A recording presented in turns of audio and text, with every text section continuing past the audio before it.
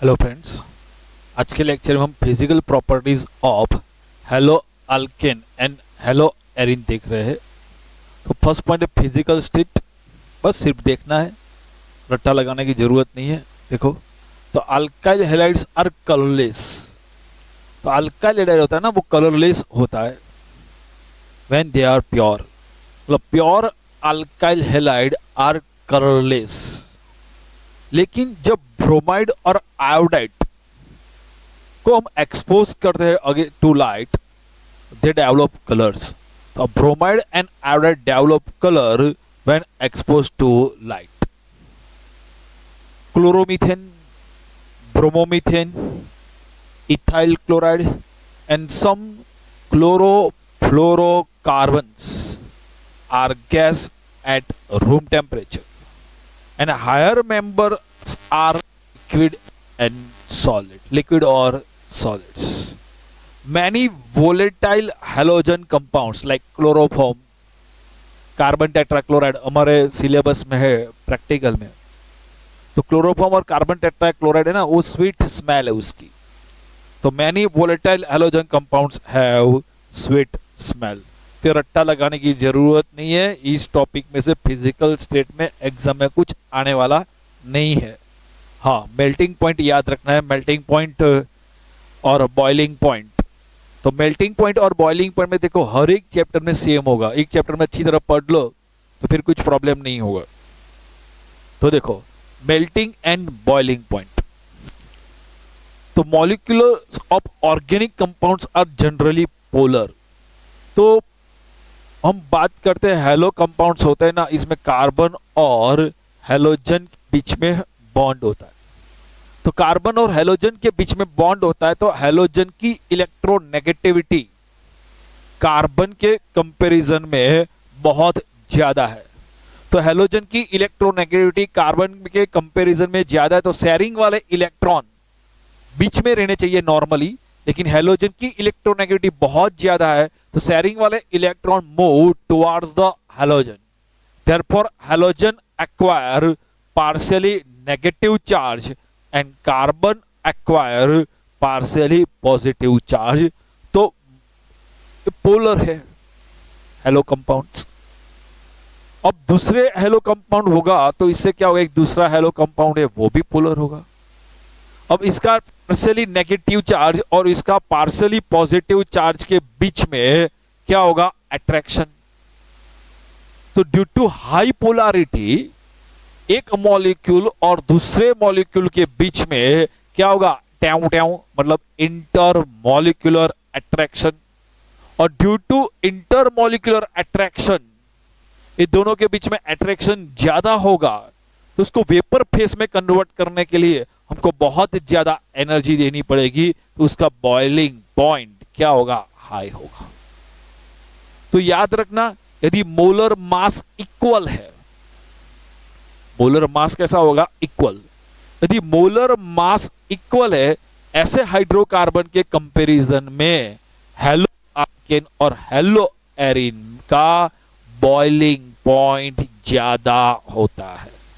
Therefore एक question पूछा जाए, आपको समझ लो कि मीथेन और क्लोरोमीथेन, कि मीथेन और क्लोरोमीथेन में किसका बॉइलिंग पॉइंट ज्यादा है, तो हाइड्रोकार्बन के कंपैरिजन में हेलो कंपाउंड का बॉइलिंग पॉइंट ज्यादा होता है। बेंजीन और क्लोरोबेंजीन में, तो बेंजीन के कंपैरिजन में क्लोरोबेंजीन का बॉइलिंग पॉइंट हाई होगा। तो याद रखना, नॉर्मली हाइड्रोकार्बन के कंपैरिजन में हेलो अल्केन या हेलो एरिन का बॉइलिंग पॉइंट ज्यादा होगा।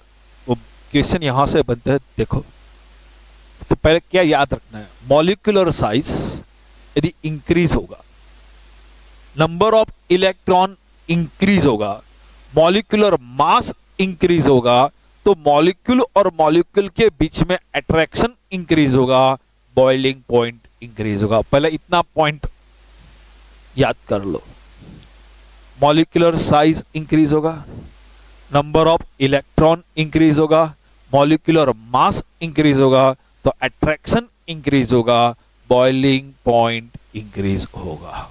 याद रहेगा, मॉलिक्यूलर साइज जैसे जैसे इंक्रीज होती जाएगा, बॉइलिंग पॉइंट इंक्रीज होता जाएगा। नंबर ऑफ इलेक्ट्रॉन जैसे जैसे इंक्रीज होता जाएगा, बॉइलिंग पॉइंट इंक्रीज होता जाएगा, मॉलिक्यूलर मास इंक्रीज होता जाएगा, बॉइलिंग पॉइंट इंक्रीज होता जाएगा। तो देखो, if number of carbon increases, if number of carbon increases, तो देखो मैं बात करता हूं क्लोरोमीथेन, यह है क्लोरोइथेन और है क्लोरोप्रोपेन।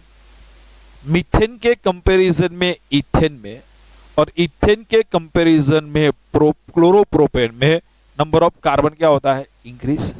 यदि नंबर ऑफ कार्बन इंक्रीज होगा ना तो सरफेस एरिया भी इंक्रीज होगा। तो इसके कंपैरिजन में इसका सरफेस एरिया देखो, इसके कंपैरिजन में इसका सरफेस एरिया देखो, सरफेस एरिया क्या होता है? इंक्रीज होता है। यदि सरफेस एरिया इंक्रीज होगा तो इंटर मॉलिक्यूलर डिस्टेंस, ये दो मॉलिक्यूल के बीच का डिस्टेंस, ये दो मॉलिक्यूल के बीच का डिस्टेंस, ये दो मॉलिक्यूल के बीच का डिस्टेंस जो होगा वो धीरे धीरे क्या होता है? कम होगा। अब डिस्टेंस कम होगा तो अट्रैक्शन क्या होगा? इंक्रीजेस। तो इंटरमॉलिक्यूलर डिस्टेंस यदि कम होगा तो इंटरमॉलिक्यूलर अट्रैक्शन इंक्रीज होगा। तो मेल्टिंग पॉइंट या बॉइलिंग पॉइंट बोलो क्या होगा? इंक्रीज होगा। तो सोच लो, यदि नंबर ऑफ कार्बन इंक्रीज होगा क्लोरोमीथेन के कंपैरिजन में, तो सरफेस एरिया उसका देखो, एक कंपाउंड का सरफेस एरिया क्या हो जाएगा? इंक्रीज होगा। तो दो मॉलिक्यूल के बीच का डिस्टेंस क्या होगा? कम होगा। अट्रैक्शन ज्यादा होगा तो बॉइलिंग पॉइंट ज्यादा होगा। तो जब भी आपको कोई कंपाउंड दिया है और आपको पूछा गया कि एक कंपाउंड में किसका मेल्टिंग पॉइंट ज्यादा होगा, किसका बॉइलिंग पॉइंट ज्यादा होगा, तो पहले आप नंबर ऑफ कार्बन एटम देख लो। देखो ऐसा पूछा है CH3Cl, CH3CH2Cl और CH3CH2Cl। इसमें नंबर ऑफ कार्बन एटम 1 है, यहाँ पे नंबर ऑफ कार्बन एटम 2 है, यहाँ पे नंबर ऑफ कार्बन एटम 3 है। जैसे जैसे number of carbon atom increase होगा बॉइलिंग पॉइंट इंक्रीज होगा। यदि number of carbon atom same है for isomeric alkyl halide, isomeric alkyl halide में क्या होगा? नंबर ऑफ कार्बन एटम क्या होगा? सेम होगा। तब आपको ब्रांच देखना है कि ब्रांच इंक्रीज होती है या डिक्रीज होती है।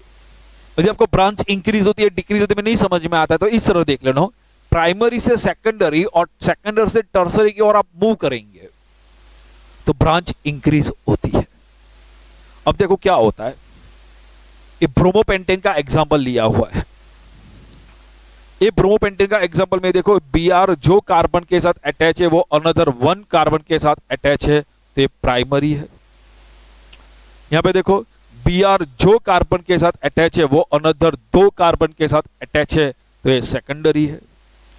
यहां पे देखो ये Br फंक्शनल ग्रुप जो कार्बन के साथ अटैच है वो अनदर 3 कार्बन के साथ अटैच है तो ये टर्सरी है।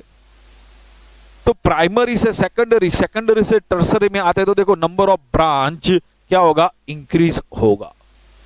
यदि नंबर ऑफ ब्रांच इंक्रीज होगा तो सरफेस एरिया डिक्रीज होगा, इतना एरिया देखो कम हुआ। तो इंटरमॉलिक्यूलर डिस्टेंस, प्राइमरी से सेकेंडरी, सेकेंडरी से टर्सरी में आते हैं तो इंटरमॉलिक्यूलर डिस्टेंस क्या होता है? इंक्रीज होता है।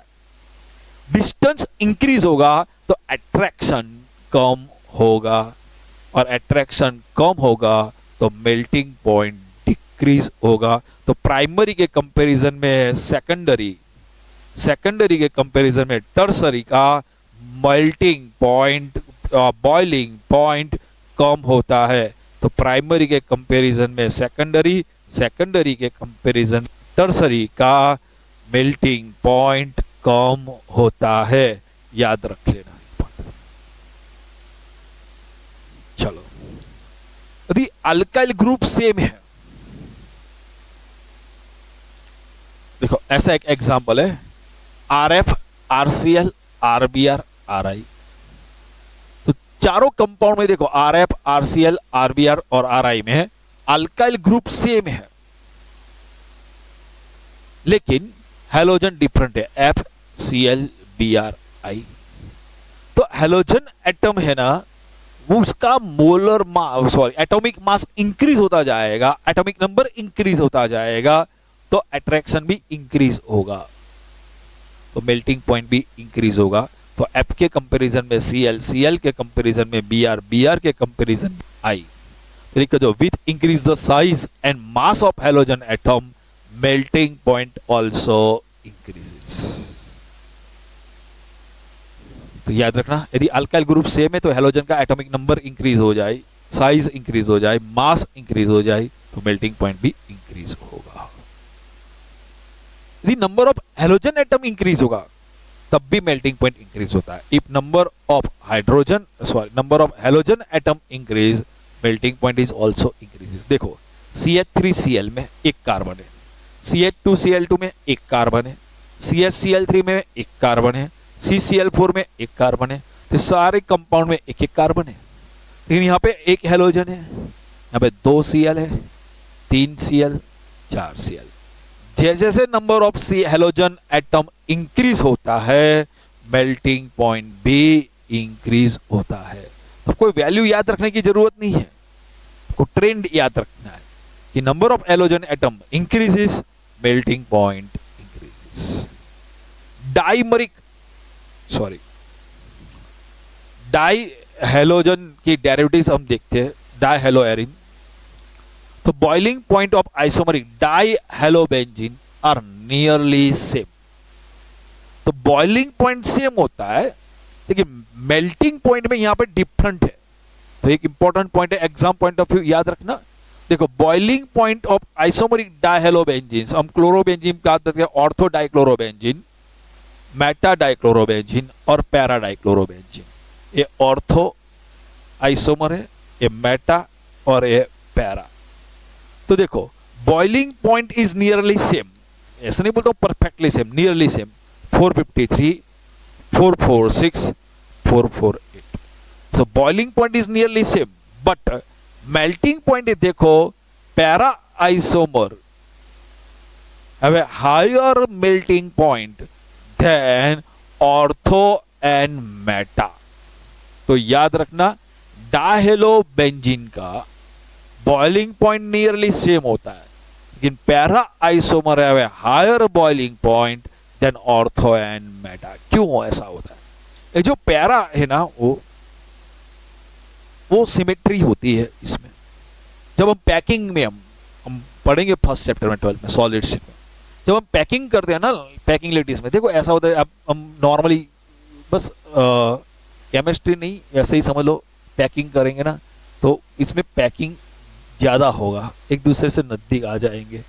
तो यहाँ पे क्या होता है, नॉर्मली केमिस्ट्री नहीं, यहाँ पे ये बीच में आएगा, ये बीच में आएगा, यहाँ पे देखो कोई बीच में नहीं आएगा, तो यहाँ पे पैकिंग ज़्यादा होगी, अच्छी तरह होगी, इसीलिए। तो देखो however the para isomers have a high melting point as compare to the ortho and meta isomer.